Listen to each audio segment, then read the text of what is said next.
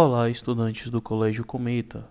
Aqui quem fala é o professor Max da disciplina de Química e essa aula é referente às questões comentadas propostas no PCD de número 11.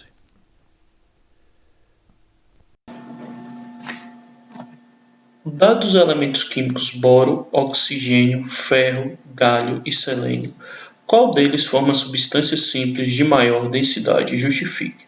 Então, como nós discutimos que a densidade a gente observa tanto o comportamento no período como o comportamento nas famílias, isso vai valer para toda a propriedade periódica, e os elementos que se encontram na parte mais central da tabela periódica são aqueles que suas substâncias simples têm uma maior densidade. Então, para esse grupo de elementos, temos que o ferro forma a substância simples mais densa entre eles, pois ele se situa, o elemento ferro, ele está localizado no centro da tabela periódica e na parte inferior, tá? Nono, por que a energia de ionização varia de forma inversa do raio atômico? A energia de ionização, o que representa a energia de ionização? Primeiro vamos ao conceito. Ela é a energia necessária para retirar um elétron da camada de valência de um átomo neutro. Obviamente que quanto mais próximo essa camada de valência está do núcleo atômico, mais intensa é a força de atração entre núcleo e eletrosfera. Qual é a consequência disso em termos energéticos? Vai demandar um maior valor de energia para poder retirar o elétron de valência. Então, quando maior o raio for, o raio atômico, maior é a distância dos elétrons de valência em relação ao núcleo e, portanto, menor a força de atração, núcleo-elétron. Aqui é a relação inversa do que eu tinha acabado de explicar para vocês, tá? E deste modo, menor será a energia necessária para remover esse elétron.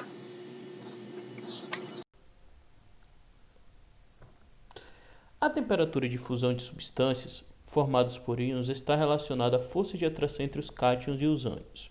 Considere que essa força de atração F possa ser estimada pela seguinte equação. F é igual a K vezes Q1 vezes Q2 dividido por D ao quadrado.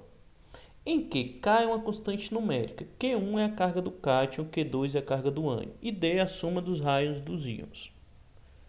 De acordo com a equação dada e seus conhecimentos sobre as propriedades periódicas, coloque as seguintes substâncias formadas por íons em ordem decrescente de temperatura de fusão. Justifique suas escolhas. A primeira coisa que vocês têm que perceber, antes de ver qual é o fator que está sendo determinante aí, são quais são as espécies envolvidas.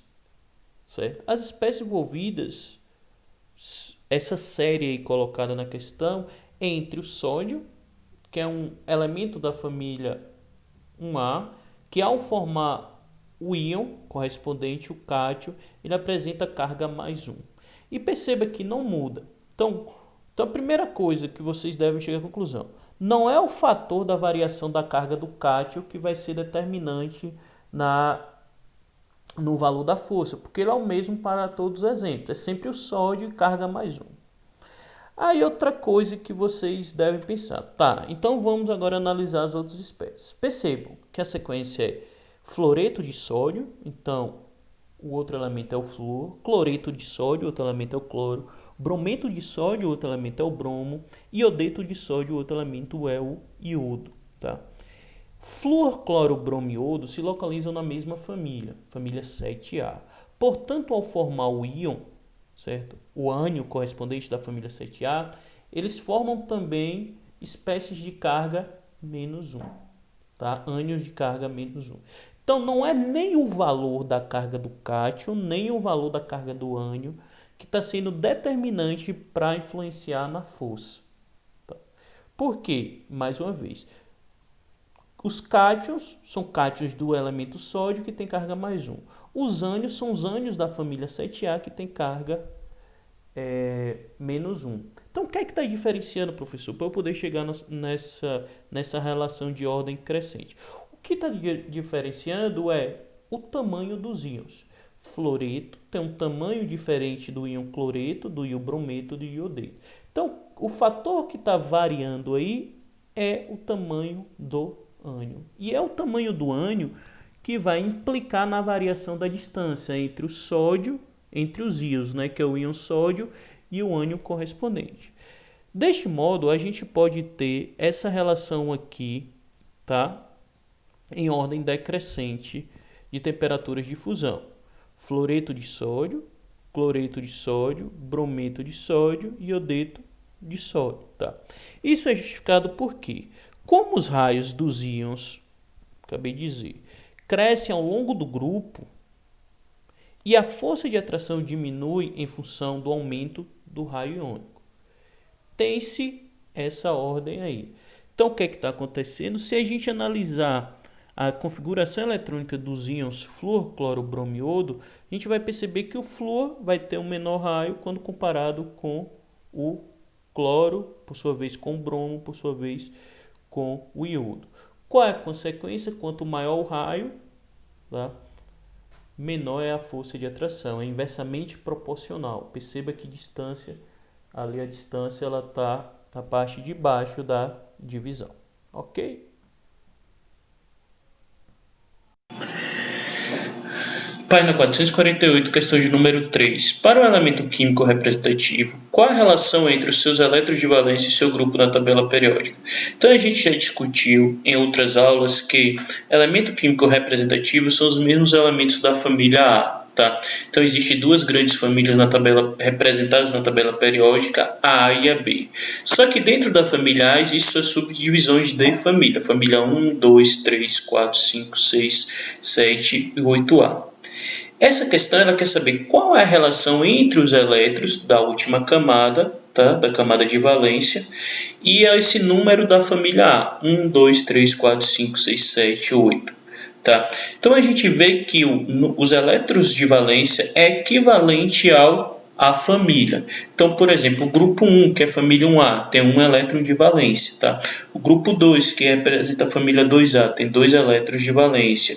O grupo 13, né, que é equivalente à família 3A, tem 3 elétrons de valência. O 14, que é referente à família 4A, 4 elétrons de valência.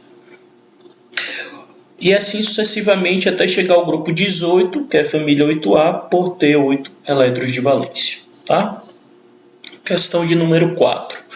Os nucleotídeos que compõem o DNA são estruturas formadas pela união de 3 outras menores por meio de ligações químicas, como mostra na fórmula a seguir. Então, a fórmula a seguir mostra a estrutura do nucleotídeo que compõe o DNA. Então, de acordo com o que foi estudado até aqui, e com base no gráfico energia potencial versus distância internuclear, apresentado no tópico 5.1, e aí vocês têm que retornarem lá no tópico 5.1 para fazer a leitura desses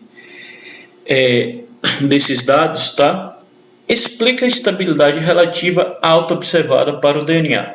Antes de eu explicar a resposta dessa questão, queria dizer que a estabilidade de cada espécie química ela está atribuída à menor energia que ela pode ter.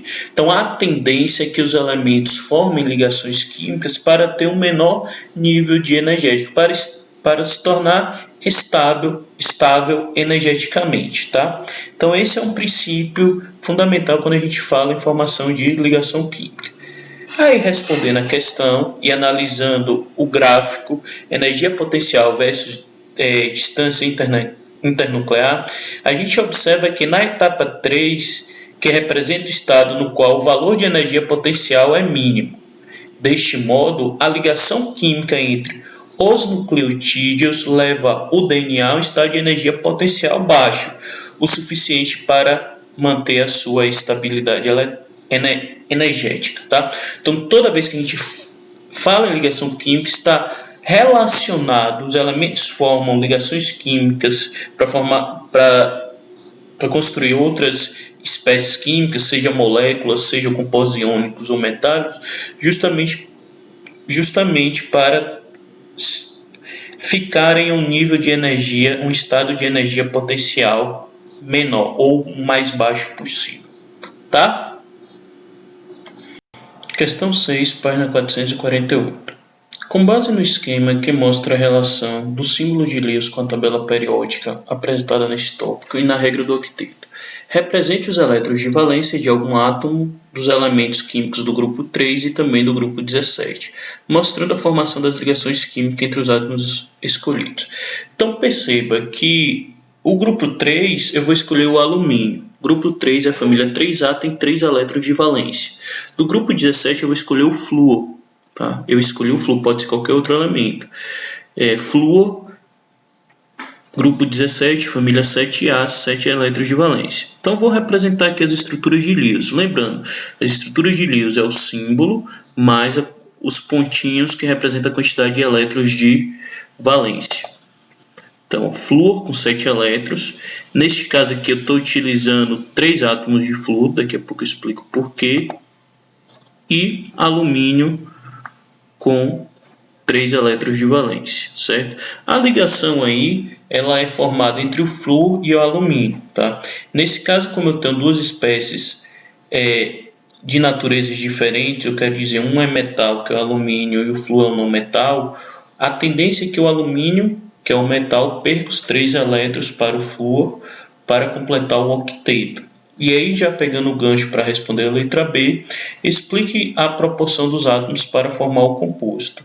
Esses átomos estão na proporção de 1 átomo de alumínio para 3 de flúor, porque como cada flúor, certo, para atingir um octeto, o flúor por ser um não metal, tende a receber elétrons, certo? Eu preciso ter 3 átomos de elementos da família 7A para receber os 3 elétrons que o alumínio pode vir a doar para também atingir o octeto, tá? Então, alumínio, quando eu tenho um conjunto de metal e não metal, sempre acontece que o metal tende a perder os elétrons e o não metal tende a receber esses elétrons justamente para atingir estabilidade eletrônica. E isso é visto para a família A. Essa estabilidade eletrônica a gente atribui ao elemento vir a ter 8 elétrons na camada de valência.